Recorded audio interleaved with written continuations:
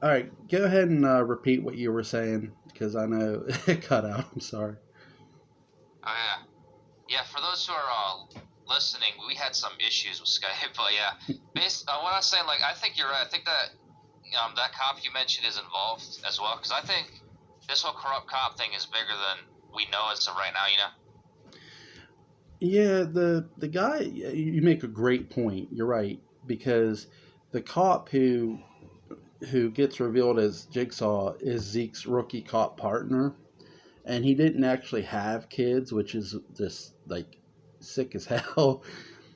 He says about taking down more corrupt cops. Now he doesn't say in the same precinct, but I think he knows there's more corrupt cops out there, and maybe that's where, like you said, that leads into Eric Matthews.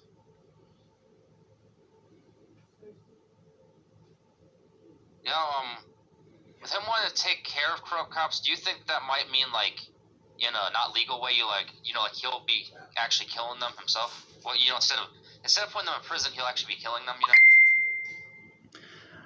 I think so. I think I'm going to give a comparison. I think Jigsaw, the Jigsaw killer, is horror's version of the Shadow.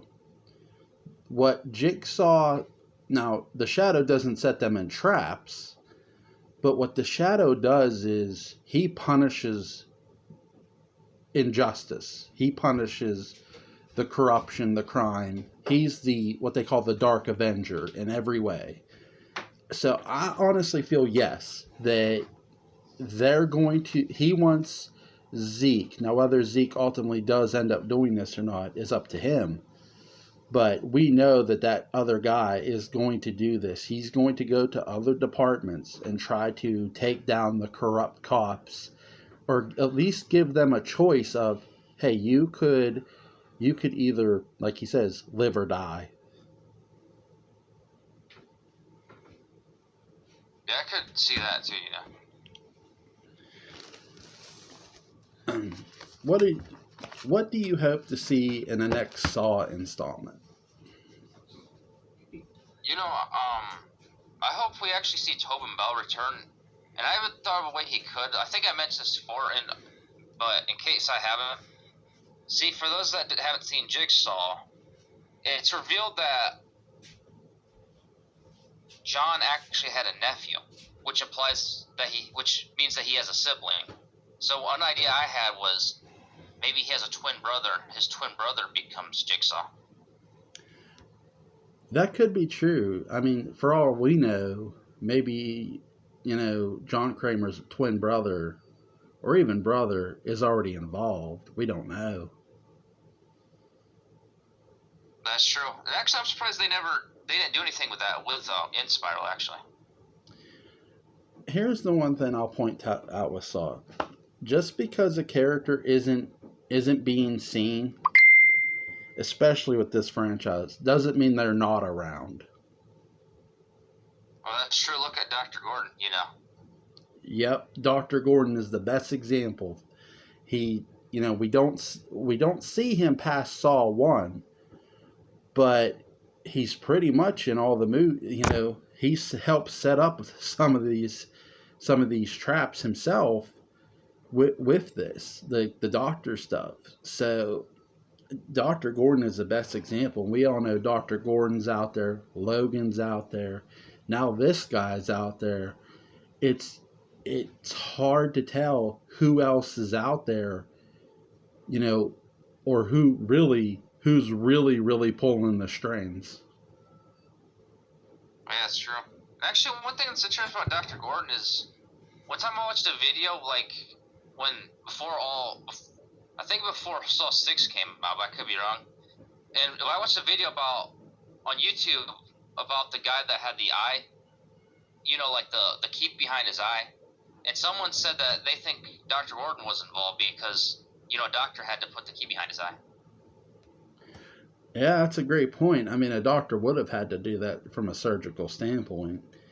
I gotta admit, I knew Dr. Gordon had survived the first Saw encounter, but I did not see him honestly. And again, it's a it's a good twist until Saw 7.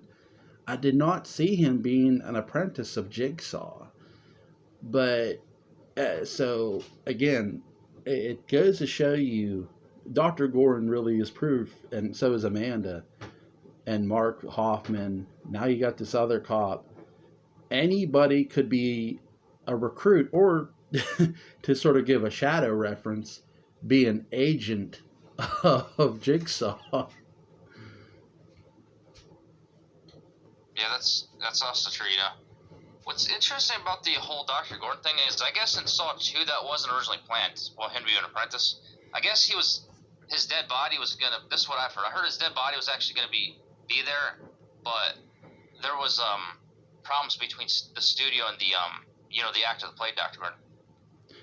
Yeah, I could see that. I mean, that happens with certain movies and the studio. They didn't necessarily agree to terms or something. It happens. I mean, I just think that's just something that happens with each film franchise. They can't necessarily bring the actor back because there's a disagreement, but they eventually do get him to come back, and what a performance he gives.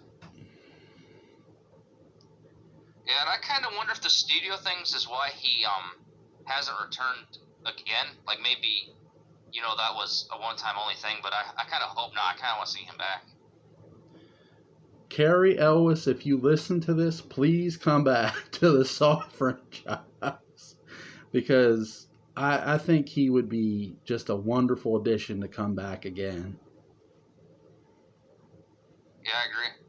And one thing about this movie though that we're talking about, Spiral, it's not really a big deal, but because obviously they're not related. But honestly, Samuel L. Jackson and Chris Rock don't really look alike. Of course, that doesn't necessarily mean they couldn't be father and son, though, really.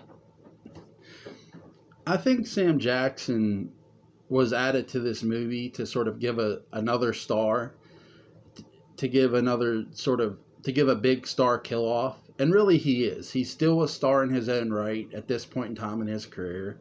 And Sam Jackson's a hell of an actor. So I think he's more added to sort of give you that big star kill off that they were wanting to have. And it works by the end of the movie. Well, that's true. I just realized me mentioning that was kind of pointless. Because, generally in these movies, the parents actually aren't really their parents, No, I understand what you're saying. He sort of doesn't really look like him. They could have maybe casted someone who Zeke more looked like. I agree with you on that sense, but I just think here's Sam Jackson who's a great actor, and they needed a star to sort of, who to be killed off, because they're not. I think it would have been interesting when Zeke's handcuffed, if he would have had to cut off his arm to sort of prove how dedicated he was. Because really, I think that's the one big difference with Dr. Gordon and Zeke. Dr. Gordon, there was no lockpick. He had to cut off his leg. Zeke did not have to cut off his arm. And I think that's one of the biggest telltale differences between how this Jigsaw operates compared to how the original John Kramer operated.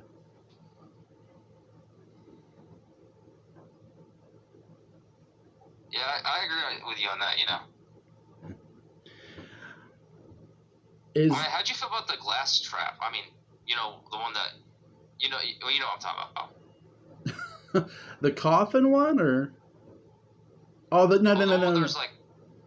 Okay, I'm sorry. I know what you're wanting to talk about. The one with the tin can? Yeah. Okay. Yeah. I actually thought that was unique. Like, they really... I don't know if you've ever seen the movie Rumble in the Bronx with Jackie Chan, starring Jackie Chan. They sort of do this in Rumble in the Bronx, but they don't use a machine. They take these beer bottles and they're hitting them at Jackie Chan's character, causing him to bleed. So this oh.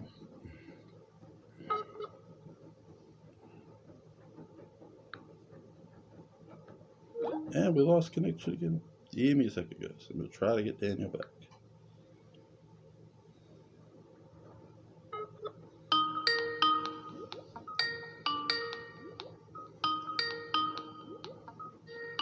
person whom you're trying to reach